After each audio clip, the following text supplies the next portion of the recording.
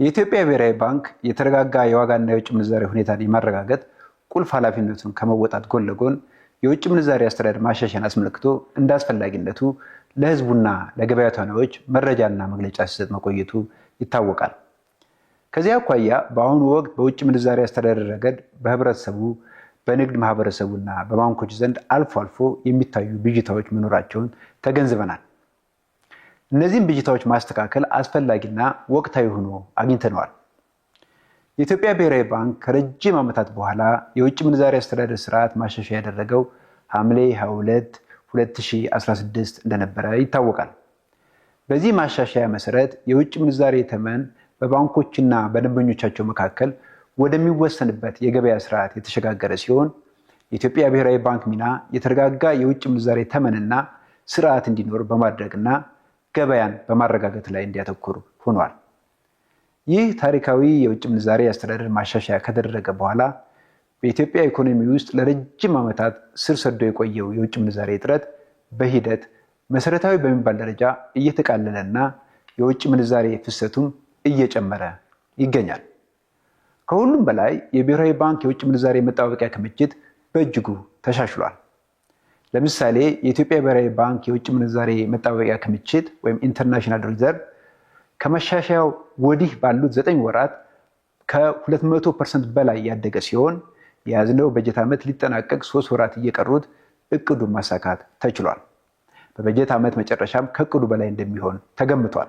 የኢትዮጵያ ብሔራዊ ባንክ የውጭ ምንዛሬ ተመን የተረጋጋና የኢኮኖሚ እድገትን የሚደግፍ መሆኑን ለማረጋገጥ እንዲሁም የውጭ ምንዛሬ አስተዳደር የተቀላጠፈ ግልጽና ተአማኒ ለማድረግ ይረዳ ዘንድ እንደየሁኔታው ትክክለኛ መረጃ ለሕዝብና ለገበያ ተዋናዮች የመስጠት ኃላፊነት አለበት።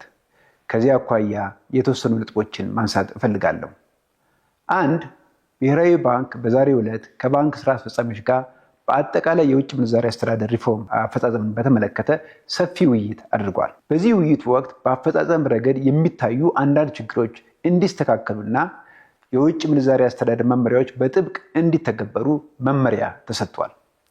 በተለይም ባንኮች የሚያስከፍሉትን ኮሚሽንና የአገልግሎት ክፍያ ተመጣጣኝ በማድረግ የውጭ ምንዛሬ ለሚፈልጉ የግል ዘርፍ ተዋናዮች ከመቼውም ጊዜ በላቀ ሁኔታ የውጭ ምንዛሬ እንዲያቀርቡ መግባባት ላይ ተደርሷል።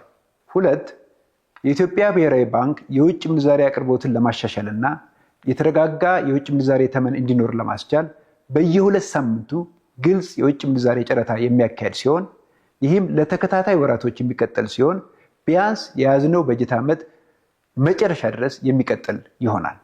ለእያንዳንዱ ጨረታ የሚቀርበው የውጭ ምንዛሬ መጠን የሚወሰነው በወቅቱ ያለውን የውጭ ምንዛሬ ፍላጎት በማገናዘብ ይሆናል። 3.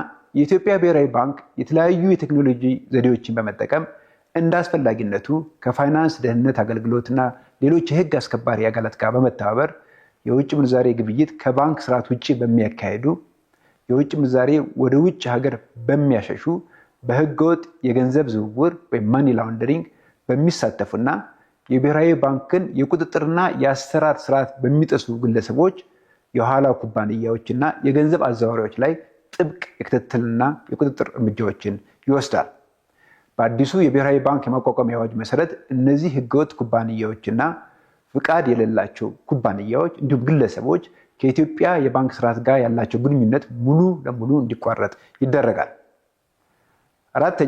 ህጋዊ ፍቃድ ያላቸው የኋላ ኩባንያዎች ስም ዝርዝር በብሔራዊ ባንክ ድረገጽ ወይም ዌብሳይት የሚገለጽ ይሆናል። ከነዚህ የኋላ ኩባንያዎች ውጭ ያሉት በሙሉ ፍቃድ ያልተሰጣቸው እንደሆኑ ህብረተሰቡ ተገንዝቦ ራሱን ከአደጋ ስጋት፣ ከመጭበርበርና ከስርቆት እንዲጠብቅ አጥብቀን እናሳስባለን። እንደ ሁኔታውም በየሀገሩ ያሉ ህጋዊ የኋላ ኩባንያዎችን ስም ዝርዝር ይፋ የምናደርግ ይሆናል። በመጨረሻም የኢትዮጵያ ብሔራዊ ባንክ የውጭ ምንዛሬ ማሻሻያውን ስኬታማና ውጤታማ ለማድረግ የቅርብ ክትትልና ቁጥጥር እንደሚያደርግ በማረጋገጥ መላው የንግድና የኢንቨስትመንት ማህበረሰብ በተረጋጋ ሁኔታና ያለምንም ስጋት የንግድና የቢዝነስ ስራቸውን እንዲያከናውኑ እናሳስባለን። አመሰግናለሁ።